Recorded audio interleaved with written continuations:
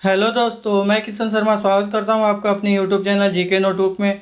तो दोस्तों, आज के इस वीडियो में हम रेलवे एनटीपीसी में 5 अप्रैल 2016 के शिफ्ट 1 के पेपर को डिस्कस करेंगे और हर क्वेश्चन से रिलेटेड इंपॉर्टेंट फैक्ट भी मैं आपको बताऊंगा। तो आप लोग पूरा वीडियो को ध्यान से देखिए, क्योंकि दोस्तों ये क्वेश्चन पहले एग्जाम में पूछे जा चुके हैं, तो आपके आने वाले एग्जाम के लिए भी मोस्ट इंपॉर्टेंट है। और इसीलिए मैं आप लोग को एनटीपीसी 2016 का पूरा पेपर डेली क्लासेस के माध्यम से सॉल्व करवा रहा हूँ। तो फ्रेंड्स, अगर आप इस चैनल पर नए हैं तो चैनल को सब्सक्राइब करके बेल आइकन को प्रेस कर दीजिए, ताकि मैं सभी क्लासेस की वीडियोस अपलोड करूँ तो उसकी नोटिफिकेशन आपको मिलती रहे। तो आइए दोस्तों, देखते हैं हमारा पहला क्वेश्चन।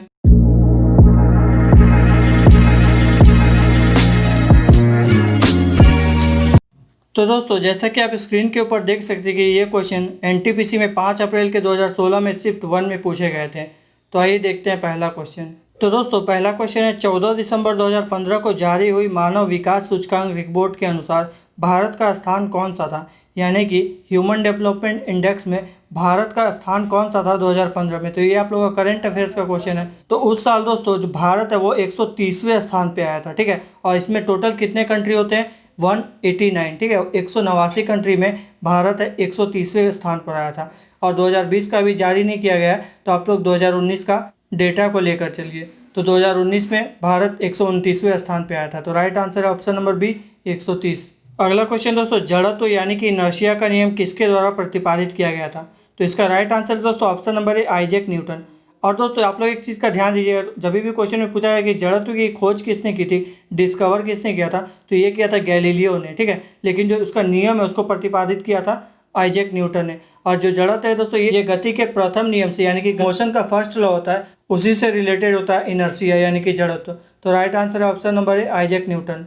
अगला क्वेश्चन दोस्तों, भारत वन रिपोर्ट 2015 के अनुसार कुल भौगोलिक क्षेत्र का कितना % हिस्सा वनों और वृक्षों से आच्छादित है? यानी कि जो भारत है इसमें कितने % भूभाग पर वृक्ष और पेड़ है, ठीक है, वन सब है। तो राइट आंसर है ऑप्शन नंबर डी, 24.16%। 24.16% 2015 के अनुसार। तो ये भी आप लोगों का करंट अफेयर्स का क्वेश्चन था दोस्तों। तो इसमें 24.16% वन और वृक्ष है। और यही अगर आप लोग 2019 के हिसाब से पूछा जाएगा, क्योंकि 2020 का डाटा भी नहीं आया है, तो 2019 के हिसाब से 24.28% वन और वृक्ष हैं। तो राइट आंसर है ऑप्शन नंबर डी, 24.16। अगला क्वेश्चन दोस्तों, यूएसए का राष्ट्रीय खेल यानी कि नेशनल स्पोर्ट कौन सा है? तो इसका राइट आंसर है option number D, baseball. Baseball है दोस्तों यूएसए का राष्ट्रीय खेल। तो अब बेसबॉल में कितने प्लेयर होते हैं टोटल एक टीम में? तो ये होते हैं 9, ठीक है। और वाटर पोलो है ऑप्शन नंबर ए, तो इसमें होते हैं 7। और जो रग्बी फुटबॉल है इसमें होते हैं 15। और जो पोलो है इसमें हर एक टीम में 4 प्लेयर होते हैं, ठीक है। तो ये सब चीज़ आप लोग ध्यान दीजिएगा, क्वेश्चन आप लोग का पूछा जाता है। तो right answer option number D, baseball. अगला क्वेश्चन दोस्तों, इसरो ने एस्ट्रोसैट नामक भारत के पहले समर्पित खगोल विज्ञान उपग्रह मिशन का शुभारंभ कब किया था? तो इसका राइट आंसर है ऑप्शन नंबर डी, 2015। ये भी आप लोग का करंट अफेयर्स का क्वेश्चन था, ठीक है। तो 2015 में इसरो ने एस्ट्रोसैट नामक भारत के पहले समर्पित खगोलीय विज्ञान उपग्रह का मिशन का शुभारंभ किया था। और दोस्तों, अभी वर्तमान में 2020 में मिशन आदित्य L1 जो सन का स्टडी करने के लिए जाने वाला था, तो ये कोरोना की वजह से पोस्टपोन्ड हो गया। अब ये मिशन 2022 में किया जाएगा, ठीक है, मिशन आदित्य L1। तो इसका right answer option number D, 2015। अगला क्वेश्चन दोस्तों, RMAB दवा अपने वर्ग में दुनिया की पहली तेजी से काम करने वाली दवा जल्दी भारत में लॉन्च होने वाली है। यह दवा किस बीमारी में काम आ जाती है, ठीक है। तो इसका राइट आंसर है ऑप्शन नंबर बी, रेबीज रोधी दवा। और दोस्तों, ये क्वेश्चन सेम टू सेम आप लोग का रिपीट किया गया। ये आप लोग का 3 अप्रैल का शिफ्ट में पूछा गया था, ठीक है। 3 अप्रैल का शिफ्ट 1 में पूछा गया था यही क्वेश्चन। तो इसका राइट आंसर है ऑप्शन नंबर बी, रेबीज रोधी दवा, ठीक है। और रेबीज है दोस्तों, ये बीमारी वायरस के द्वारा फैलता है, और जो इसकी वैक्सीन की खोज की थी सबसे पहले लुई पास्चर ने की थी रेबीज की। तो राइट आंसर है ऑप्शन नंबर बी। अगला क्वेश्चन दोस्तों, अल्फ्रेड नोबेल ने किस चीज़ का आविष्कार किया था? किसका आविष्कार किया था? तो इसका राइट आंसर है ऑप्शन नंबर सी, बारूद। बारूद का आविष्कार किया गया था अल्फ्रेड नोबेल के द्वारा, ठीक है। और अदर ऑप्शन को भी देख लेते हैं दोस्तों, क्योंकि इससे भी अगर एग्जाम में क्वेश्चन पूछा गया है तो आप लोग आंसर दे दीजिएगा। रेडियम का आविष्कार किसने किया था? मैरी क्यूरी ने किया था। एक्स का खोज दोस्तों, ये भी आप लोग का क्वेश्चन पूछा गया था 1 अप्रैल का शिफ्ट 2 में, ठीक है। 1 अप्रैल में पूछा गया था कि एक्सरे की खोज किसने की थी? तो ये किया गया था विलियम रॉन्जे के द्वारा। और जो सौर प्रणाली है इसकी खोज किसने की थी? कॉपरनिकस ने की थी। तो राइट आंसर है ऑप्शन नंबर सी, बारूद। अगला क्वेश्चन दोस्तों, भारत का संविधान कब लागू किया गया था? तो दोस्तों, कोई क्वेश्चन बहुत इजी भी पूछा जाता है, तो देखिए इसका राइट आंसर क्या ऑप्शन नंबर है, 26 जनवरी 1950 को। 26 जनवरी 1950 को ही भारत का संविधान लागू किया गया था। तो भारत का संविधान बना कब था? ये बन के तैयार हुआ था 26 नवंबर 1949 को। और दोस्तों इसको बनने में टोटल कितना टाइम लगा था, ये भी क्वेश्चन आप लोग का पूछा गया था। 2 साल 11 महीने और 18 दिन में हमारा संविधान जो है बनकर तैयार हुआ था। तो राइट आंसर है ऑप्शन नंबर ए। अगला क्वेश्चन दोस्तों, निम्नलिखित में से कौन भारतीय रेलवे के एक क्षेत्र जोन को नहीं दर्शाता है। तो एक चीज़ आप लोग ध्यान दीजिए दोस्तों, आप लोग के हर एक शिफ्ट में एक क्वेश्चन जीके का जरूर रेलवे से रिलेटेड रहता है। तो इसका राइट आंसर है option number D, EWR। EWR मतलब दोस्तों ईस्ट वेस्ट रेलवे, ठीक है, लेकिन ऐसा कोई जोन होता नहीं है ईस्ट वेस्ट रेलवे नामक। तो पहला ऑप्शन है दोस्तों SECR। तो SECR क्या होता है, साउथ ईस्टर्न सेंट्रल रेलवे, और इसका हेडक्वार्टर कहाँ है ये भी क्वेश्चन पूछा जाता है, तो ये बिलासपुर में। और जो ECOR है तो ये क्या है, ईस्ट कोस्ट रेलवे, और इसका हेडक्वार्टर कहाँ है, भुवनेश्वर में है। और जो NWR है नॉर्थ वेस्ट रेलवे, तो इसका हेडक्वार्टर है जयपुर में। तो राइट आंसर है ऑप्शन नंबर डी, EWR। अगला क्वेश्चन दोस्तों, दादा भाई नौरोजी को गणित एवं भौतिकी विज्ञान के प्रोफेसर के रूप में कहाँ नियुक्त किया गया था।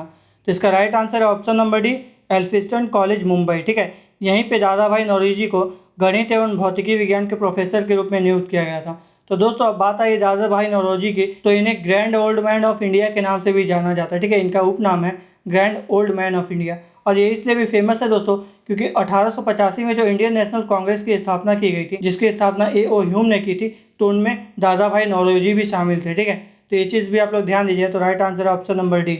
अगला क्वेश्चन दोस्तों, तरल अवस्था से गैसीय अवस्था में रूपांतरण को क्या कहा जाता है, यानी कि लिक्विड स्टेट से गैसीय स्टेट में आने के लिए क्या कहा जाता है उसको। तो इसका राइट आंसर है ऑप्शन नंबर सी, वाष्पीकरण, यानी कि एवेपोरेशन बोलते हैं लिक्विड से गैसीय स्टेट में आने को। और ऑक्सीडेशन क्या बोलते हैं दोस्तों, जब भी किसी रिएक्शन में ऑक्सीडेशन जुड़ता है या गेन ऑफ ऑक्सीजन होता है और लॉस ऑफ हाइड्रोजन होता है, तो उसको क्या बोलते हैं, ऑक्सीडेशन बोलते हैं। सब्लिमेशन क्या बोलते हैं दोस्तों, जब भी कोई सॉलिड लिक्विड स्टेट में आए बिना डायरेक्ट गैस में बदल जाता है तो उसको बोलते हैं सब्लिमेशन। और संघनन यानी कि कंडेंसेशन किसको बोलते हैं दोस्तों, तो जब गैस है वो लिक्विड बनता है तो ये संघनन यानी कि कंडेंसेशन प्रोसेस द्वारा होता है। तो राइट आंसर है ऑप्शन नंबर सी। अगला क्वेश्चन दोस्तों, पृथ्वी की आकार की तुलना में निम्नलिखित में से सबसे बड़ा ग्रह कौन सा है। तो दोस्तों इसमें आप लोग ध्यान दीजिए, कंफ्यूज नहीं होगा।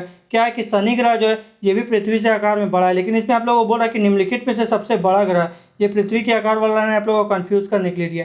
तो सबसे बड़ा ग्रह कौन सा है, इसमें से बृहस्पति यानी कि जुपिटर ग्रह सबसे बड़ा होता है, ठीक है। ये सौरमंडल का सबसे बड़ा ग्रह होता है, और इसका एक मून होता है दोस्तों उपग्रह गैनीमेड, ये भी जो है सौरमंडल का सबसे बड़ा उपग्रह है, और ये जुपिटर ग्रह का ही उपग्रह है, ठीक है। तो राइट आंसर है option number B.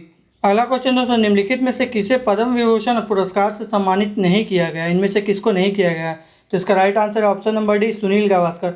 Sunil Gavaskar ji को पद्म विभूषण पुरस्कार से सम्मानित नहीं किया गया। विश्वनाथ आनंद को कब दिया गया था दोस्तों, 2007 में दिया गया था। और जो एडमंड हिलेरी है इन्हें 2008 में दिया गया था। और दोस्तों जो ऑप्शन नंबर सी है सचिन तेंदुलकर, इन्हें 2008 में दिया गया था पद्म विभूषण, और इन्हें 2014 में भारत रत्न से भी सम्मानित किया जा चुका है। तो ये भी आप लोग ध्यान दीजिए। तो राइट आंसर है option number D, Sunil Gavaskar. अगला क्वेश्चन दोस्तों, क्लोरोफॉर्म सॉल्यूशन में नाइट्रोजन किस ऑक्साइड का प्रयोग किया जाता है, यानी कि क्लोरोफॉर्म जब बनाया जाता है तो उसमें नाइट्रोजन का कौन सा ऑक्साइड का यूज़ किया जाता है। तो राइट आंसर है ऑप्शन नंबर डी, नाइट्रोजन पेंटा ऑक्साइड, इसी का यूज़ किया जाता है क्लोरोफॉर्म बनाने में। और क्लोरोफॉर्म का केमिकल फार्मूला भी एग्जाम में पूछा जाता है दोस्तों, तो ये क्या होता है, CHCl3 होता है, ठीक है। क्लोरोफॉर्म का फार्मूला होता है CHCl3। अगला क्वेश्चन दोस्तों, एक कंप्यूटर प्रोग्राम जो सोर्स कोड को ऑब्जेक्ट कोड में बदल देता है उसे क्या कहते हैं। तो इसका राइट आंसर है ऑप्शन नंबर सी, कंपाइलर, उसको कंपाइलर बोलते हैं, ठीक है। जो कंप्यूटर में सोर्स कोड को ऑब्जेक्ट कोड में बदल देता है तो उसको कंपाइलर बोलते हैं। अगला क्वेश्चन दोस्तों, पानीपत रिफाइनरी किसके अंतर्गत आती है। जो पानीपत रिफाइनरी है ये किसके अंतर्गत आती है। तो इसका राइट आंसर है ऑप्शन नंबर ए, IOCL। IOCL क्या होता है दोस्तों, Indian oil corporation limited, Indian oil corporation limited. और इसका हेडक्वार्टर कहाँ है, न्यू दिल्ली में है। और इसकी स्थापना कब की गई थी, 1959 में की गई थी, ठीक है। तो राइट आंसर है ऑप्शन नंबर ए, IOCL। अगला क्वेश्चन दोस्तों, 1971 से पहले भारत पाकिस्तान युद्ध किस वर्ष हुआ था। 1971 से पहले भी जो भारत पाकिस्तान का युद्ध हुआ था तो वो कब हुआ था।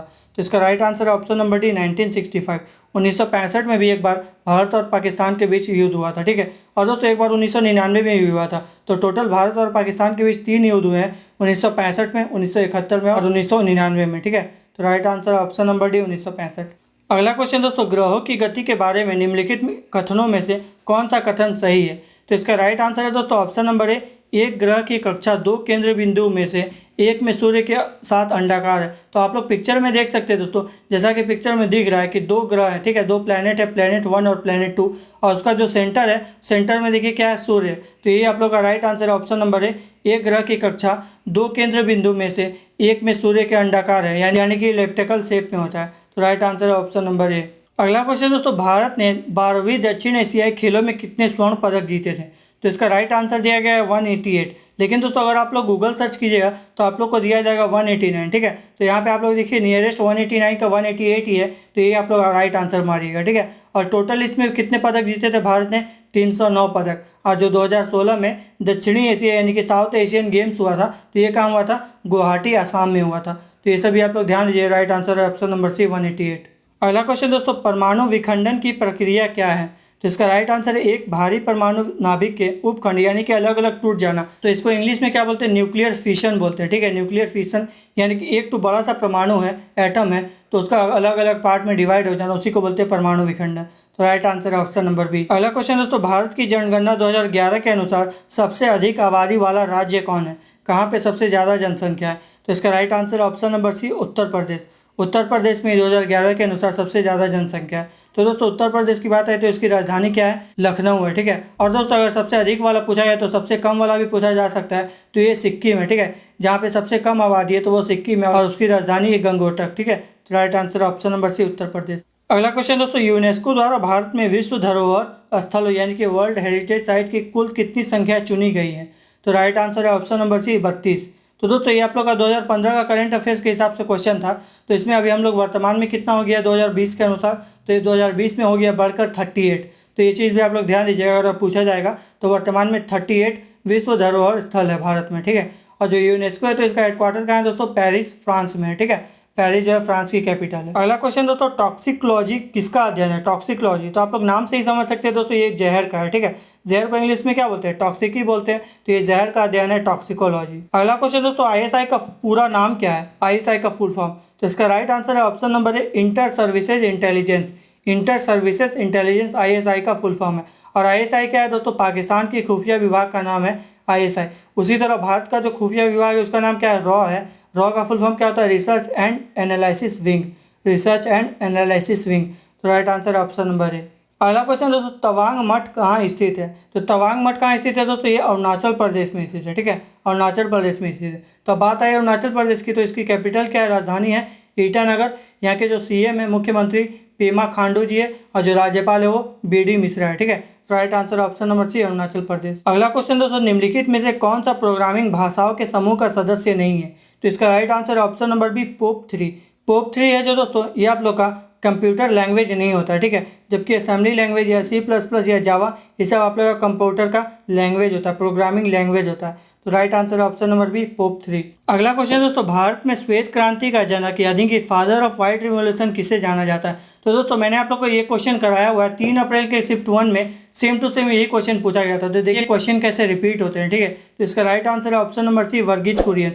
वर्गीज कुरियन को ही श्वेत क्रांति का जनक के रूप में जाना जाता है। और दोस्तों जो श्वेत क्रांति है, व्हाइट रिवोल्यूशन, ये किससे रिलेटेड था? तो ये दूध से रिलेटेड था, ठीक है, मिल्क से रिलेटेड था।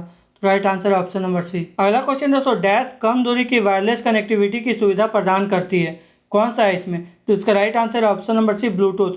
जो ब्लूटूथ है दोस्तों, ये 10 से 20 मीटर की डिस्टेंस को कनेक्टिविटी सुविधा प्रदान करती है। तो राइट आंसर है ऑप्शन नंबर सी ब्लूटूथ। अगला क्वेश्चन दोस्तों, फ्रांसीसी खोजकर्ता वास्को डी गामा पहली बार समुद्र के रास्ते भारत कहाँ उतरा था? तो इसका राइट आंसर है ऑप्शन नंबर ए कप्पड़, केरल।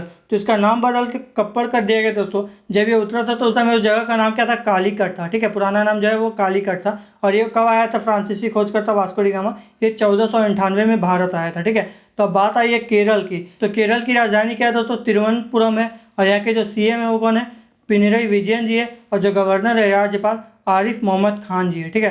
तो राइट आंसर है ऑप्शन नंबर ए कप्पड़, केरल। तो दोस्तों आज के इस क्लास में हमने 2016 एनटीपीसी के 5 अप्रैल के शिफ्ट 1 के पेपर को देखा और हर क्वेश्चन से रिलेटेड इंपॉर्टेंट फैक्ट भी मैंने आपको बता दिए, जिससे कि आप लोग एक ही क्वेश्चन में 2 से 3 क्वेश्चन पढ़ने को मिल गए। तो दोस्तों आज के इस वीडियो में इतना ही। अगर आप इस चैनल पर नए हैं तो चैनल को सब्सक्राइब करके बेल आइकन को प्रेस कर दीजिए, ताकि मैं सभी क्लासेस की वीडियोस अपलोड करूँ तो उसकी नोटिफिकेशन आपको मिलती रहे।